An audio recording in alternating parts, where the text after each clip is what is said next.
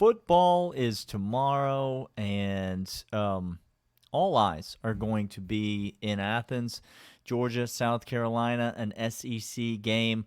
There's a lot to be excited about this game. Is there anything to be nervous about or worried about? And are there things that you're not thinking about? Those are the segments that we're going to have on today's episode of the Locked On Bulldogs podcast. You are Locked On Bulldogs, your daily podcast on the Georgia Bulldogs. Part of the Locked On Podcast Network, your team every day.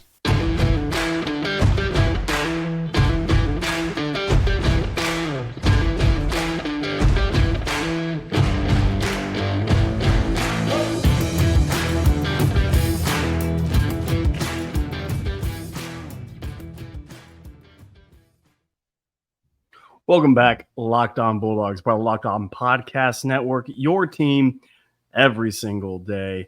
Today's episode is brought to you by LinkedIn. More on them in a moment, but thank you for being part of your first listen every single day. Thank you for getting those episodes downloaded to audio as well as YouTube, subscribing, getting on over to the Subtext for tomorrow. The Subtext, because y'all. that's going to be Let's make it real simple, real quick pitch here. The Subtext is not for everyone. If you're a person who enjoys interacting with your favorite podcast hosts, they are not available. But we are available on the Subtext. And we like giving you attention on the Subtext. So get over there, check the show notes. Link in the description below. Sign up, 14-day free trial. If you like it, stick around. It's $5 a month. If you don't like it, that's fine. It's not going to hurt our feelings. We have a great time on game days on the Subtext. We're texting back and forth. We're sending you our thoughts. We're receiving your thoughts. Last week, we had people with their game day setups, people sending us their pictures from their seats in Sanford Stadium. Love that. Just a blast, a great time. Your tailgate setup, all of that. We want to see it. We want to hear from you. Join the Subtext. It's a great community. It's a great way to interact with us. Clint, let's not bury the lead here. Let me tell you what I'm excited about. Daniel's just getting to it. He didn't even set anything up. It's people excited, know the drill. Excited, nervous, don't sleep on the three segments. People know what we're here to do. Daniel says, let's get to it. May I speak frankly and plainly here on this podcast? It has never stopped you before. I am excited about an absolute, honest-to-goodness, old-fashioned butt-whipping on Saturday afternoon in Athens. He's come around. Georgia is going to run South Carolina ragged in this game. I have fluctuated throughout the week. You heard me yesterday with Andrew. I wasn't just trying to be nice because he was, a fan of a rival team.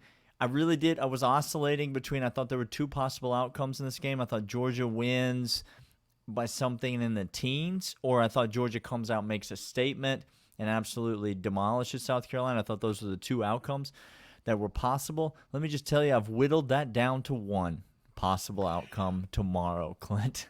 He has said, I am excited about Georgia coming out and putting their foot on the gas and not letting up for 60 minutes of absolute demolition. And I'm excited to watch Frank Beamer's kid stand over there on the sideline and just smile and chuckle and enjoy it. Here's Daniel.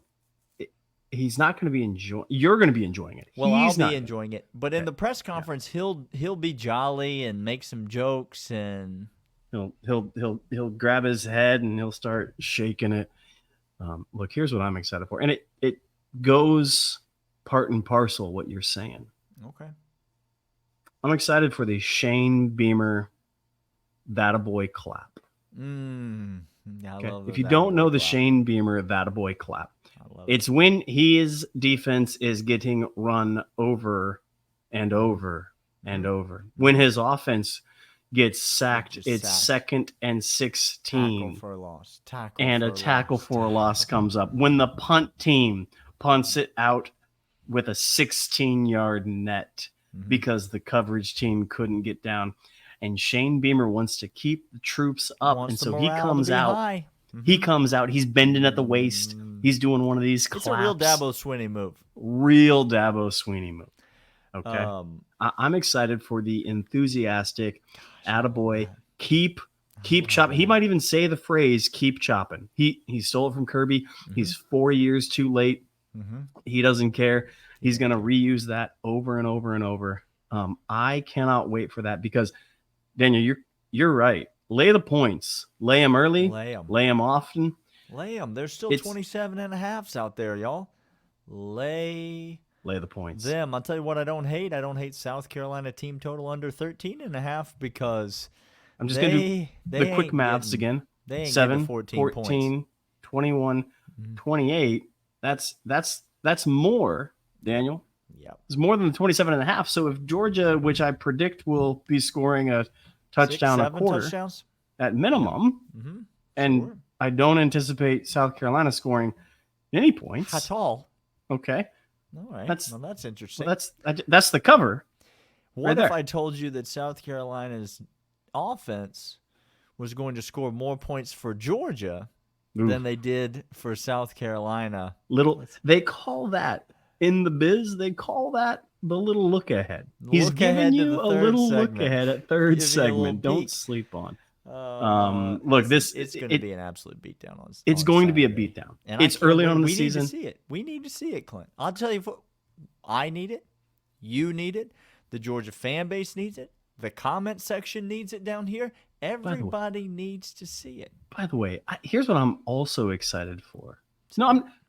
We're nervous and don't sleep on. So we've talked about what we're excited for. I'm going to tell you what I'm sad about.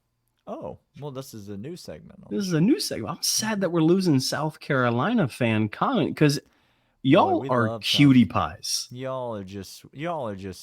Y'all are sweet. Like truly, you warm my heart. You've embodied your coach. You are a try hard. I do like a South Carolina fan in the comments. It just is it's matter of fact. It is matter of fact. But there's a humility about it. Yeah. I cute as a button. I enjoy it quite a bit. South Carolina fans, you will be dearly missed. We will be here on Saturday night if you dare to join us. Come on back. Come on back. We would love to interact with you. Get on the subtext. To have you. Hop on the subtext. South Carolina fans. Wouldn't be the weirdest thing that's happened.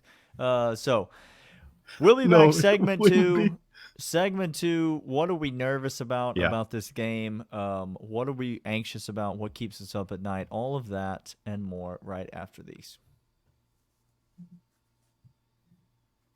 These are LinkedIn jobs. Your boy and I don't need LinkedIn anymore for ourselves. We are set up. We're good to go. But let's say we wanted to expand the roster here over on Locked On Bulldogs because we still can't. We get inquiries monthly from y'all. But by the way, just let you know, not hiring at this time. But we're not hiring. We don't have the little thing. Okay, the little box that happens when you go LinkedIn that lets you know you're looking to hire. We don't have that. I know many of you think that when Daniel's not here, when he's MIA, when I'm MIA, all of a sudden we get people saying, "Can I audition for the others?" I'm not looking to replace Daniel. He's not looking to replace me. But if we were to add to the team, we go to LinkedIn anyway. We go to LinkedIn jobs. That's where you get because we can post our job for free. The right candidates are going to come to us, Daniel. We don't even have to mess around with anything. Don't have to do LinkedIn jobs. We like not working. LinkedIn jobs is the place to go. LinkedIn.com/LockedOnCollege to post your job for free. Get over there right now. They're going to help find the right candidate for your job with millions of network people all around the world. LinkedIn.com/LockedOnCollege. Post your job for free. All right. You talked about how you're excited for an old-fashioned beatdown, where Daniel and I are posting pics over on the subtext of our libation that we may or may not have come second quarter because it's now 28 to nothing. It's going to be cocktail time. It's libation time. Yeah. And we'll let you know what we're going to make for ourselves. So that is key. But Daniel, this now turns to the nervous about, and I'm going to lead us off because last week, as many of our commenters pointed out, I painted a picture that was very realistic. It was not an impressionist painting. It was realism all the way through. I painted the picture of what I'm nervous about. and we were slow out of the gate. We did not get that running game going. Carson Beck was not on point. And 0-0 first quarter was my fumble down on in the red zone, missed field goal. It just all really came together there in that first quarter. So I'm going to take my Nostradamus hat off. Doesn't need to come into this segment. Burn it for us, if you will. I'm going to try. As sure as heck ain't working on the locks. So no, I have a good feeling about this week. I have a good feeling about this week as well. Okay, here's what I'm nervous about. I am truly nervous that Daijun Edwards is not 100%. And I will have to watch Dylan Bell take more than 5 carries in this game, because you and I both know we're past the point of cute things. Okay. We're past the point of trying. Kirby Smart is going to just use whatever is at his disposal. Okay? Yep. He's going to John Wick his way to a win. And if the only thing he has is a pencil, he will use a pencil. You shouldn't have killed Kirby's dog. That's what we're just trying to say. You just shouldn't have killed the dog. That's on you, Shane. I know you thought you were hiding in your hoodie and your sunglasses. No, we knew it was you hiding in the shadows. Yep. He will use anything at his disposal. So if Dylan Bell is the option, he's going to utilize him. He's not going to care about any snap count, any play. He's going to say, get in the backfield and let's roll. And I'm nervous that that's the case. I'm nervous that Daijun's injury is continuing to linger. I'm nervous about our running back still. This is going to be my nervousness for quite some time, until we see it, until Roderick comes out and supplants himself into this team, until we get a healthy Daijun back, until Milton decides that he wants to take the lead as the only running back that is a 5-star on this roster and say, I'm here, look at me roar. When all of that happens, then fine. But until then, I'm really nervous about this running game. And I'm not nervous about it just for South Carolina. Again, I think this extrapolates to many other aspects of the season. So I'm nervous for that. That's one of the things I'm nervous about. Not that we're going to win and cover and all that. I think even with a poor running game, we can do that. But it's not going to be fun for me. I'm going to have consternation. Let me just tease this out a bit for the people, because I feel like I'm going to try to channel the listener right now and try to ask the question that the listener is thinking.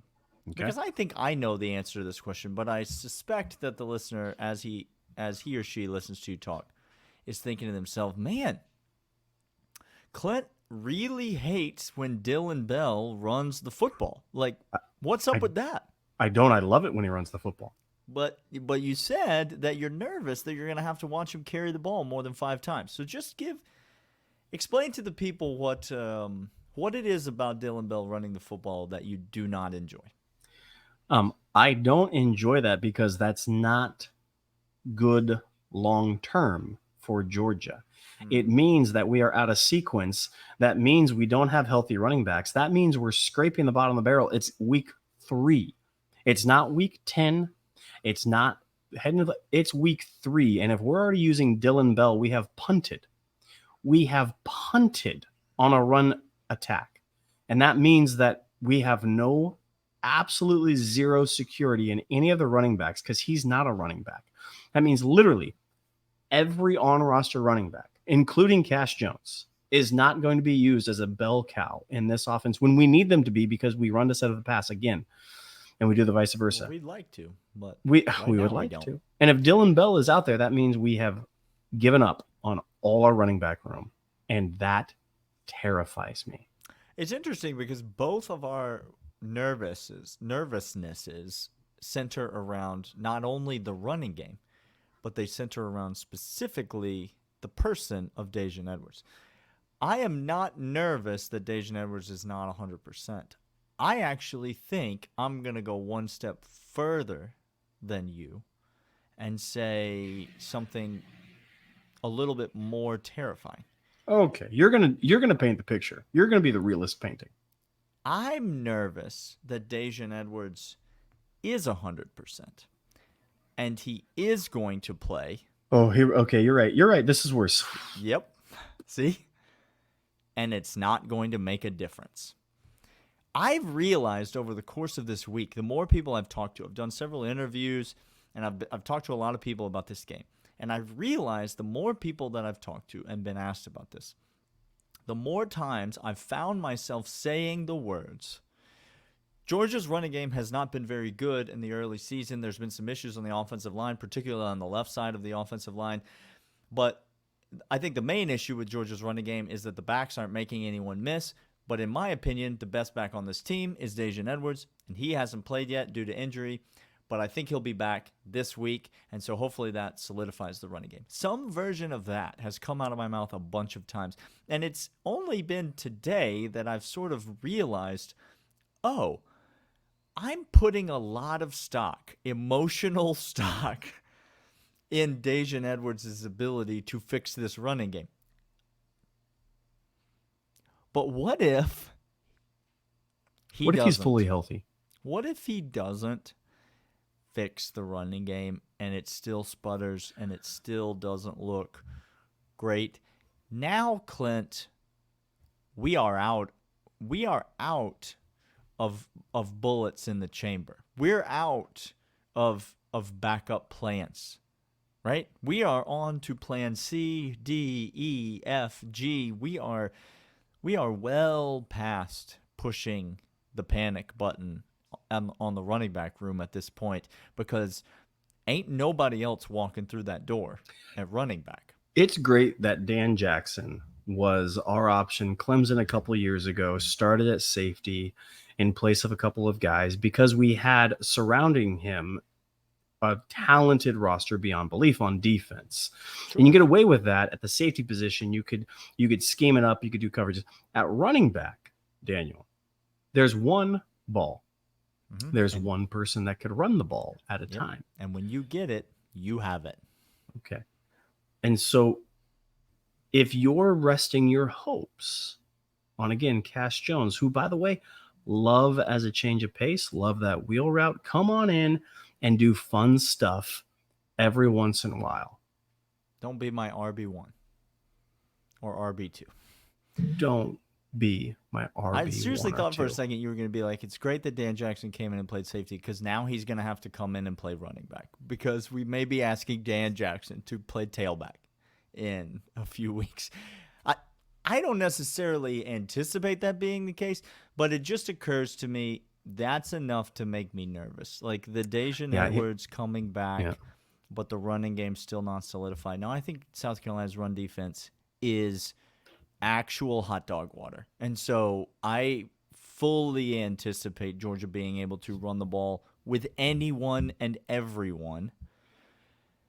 And while I want to say temper your expectations, Georgia fans, don't get too excited if we rush for 200 yards because South Carolina is as soft as it gets in terms of run defense. I'm not even going to say that. I need it. I need to see it. I need to get a little geeked up about the running game for a half a minute. So I'm nervous, but I want to see it. Well, as Daniel gives us the segment to Bottles and Buckets, upping my realism, we're going to go to these and we'll be back third segment to talk about what not to sleep on. Don't sleep on FanDuel being the official sports book of Locked On Bulldogs and Locked On Podcast. Nobody's sleeping on that because we've been telling about them. We've been telling you about them forever. Mm-hmm. Okay? This is the place that you go. Every bet, every money line, every parlay, every player prop, every first half under. It's not locks, but the Alabama first half. Alabama's going to come out and absolutely roll. Texas has a little letdown, but Alabama does not. I did bet Wyoming plus 30 against Texas, but Alabama first half. I should have 2-for-1 to that. You should have. You should have parlayed. Yeah. FanDuel is the place that you go to make these bets. FanDuel.com/lockedon. You make a $5 bet, they're going to give you bonus bets back into your account. Free money with which to bet. And when you go to FanDuel.com/lockedon, make a deposit, make your first wager of as little as $5, and they will give you free bets back in the form of bonus bets. Free to use to bet on anything that you like, and you win, and you keep the money, and that is it. FanDuel Sportsbook, the official sportsbook partner of the Locked On Bulldogs podcast and the Locked On Podcast Network. FanDuel.com/lockedon. Okay, well, Daniel, you missed your opportunity to not sleep on Muse taking a punt return for a touchdown. That's my first one. Don't sleep on another special teams touchdown from the Georgia Bulldogs. Don't sleep on Shane Beamer not being the best special teams coach in this game. I'm just sick of hearing about Beamer ball, for crying out loud. Shane Beamer has never had Beamer ball one day of his life as head coach. Not one time. Because how many punt blocks, how many field goal blocks, how many punt returns? It's not up there like you had with Pops. Beamer ball. Shane, no. Now, don't sleep on Georgia having the better special teams units versus South Carolina. That's my first one. Okay. Second one, I already gave you. Don't sleep on the Georgia defense scoring more points than the South Carolina offense. There it is. It's the Georgia defense and special teams combined, certainly scoring more points than the South Carolina offense. Listen, when you're running for your life at quarterback, when every play is a jailbreak, but you're not setting up a screen. No. The offensive linemen have just turned their bodies around and are now looking at the back of Warren Brinson as he charges toward the quarterback. When that's your reality, no matter how good you are as a quarterback, and Spencer Rattler has been very good this year. He has been. You throw interceptions. You do that. You throw them. You throw the ball up in the air. You're trying to make a play for your team. You are a competitor. You are running for your life. You can't step in and plant and get anything on the throw, and the ball just ducks its way through the air, and lo and behold, there is a member of the Georgia secondary coming down with it and taking it back to the house. Maybe there'll be a safety in this game. Maybe there'll be a strip sack, scoop and score in this game. The Georgia defense going to get them some yet again on this young season. This Georgia defense is proving that it can score with the best of them. So don't sleep on that happening again. I'm going to give you my first don't sleep on.